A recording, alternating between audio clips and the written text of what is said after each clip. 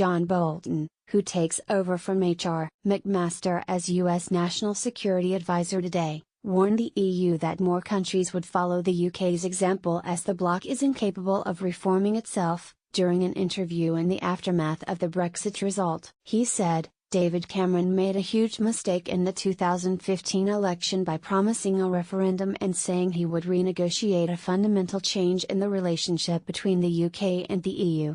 He failed to get that, and I think that convinced many Brits that there is no effective way to reform the EU. Of the 48% who voted to remain, that is not a pro-EU vote, that is a vote against the uncertainty.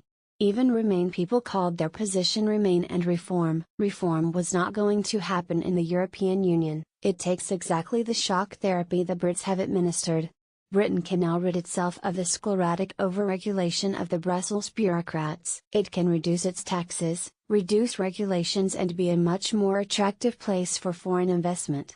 All the doom and gloom you hear from financial geniuses shows they simply misunderstood what the British people thought. They made these same arguments 20+ years ago when Britain was considering joining the Union. Things like, how can London survive as a financial capital if it does not join the euro? They didn't, and it is still a financial capital.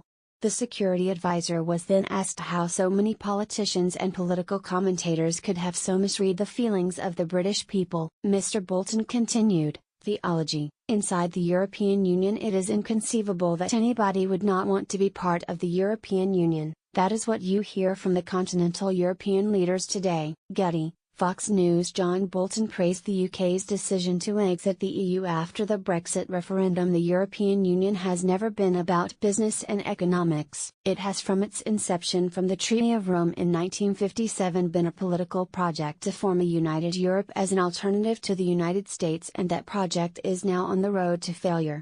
During the presidential transition period, Donald Trump reportedly passed on selecting John Bolton as the top national security advisor because he did not like his mustache. Former White House chief strategist Steve Bannon allegedly said, Bolton's mustache is a problem. Trump doesn't think he looks the part. John Bolton responded to media rumors by tweeting, I appreciate the grooming advice from the totally unbiased mainstream media, but I will not be shaving my mustache. Triha Parsi, the founder and president of the National Iranian American Council, stated that the appointment of Mr. Bolton has prompted celebrations of Iran deal detractors, suggesting that Mr. Trump's new advisor could sway him into abandoning the deal. The expert said, the nuclear deal with Iran hangs by a thread. The appointment of John Bolton, an unapologetic proponent of war with Iran, as U.S. National Security Advisor has prompted celebrations among Iran deal detractors.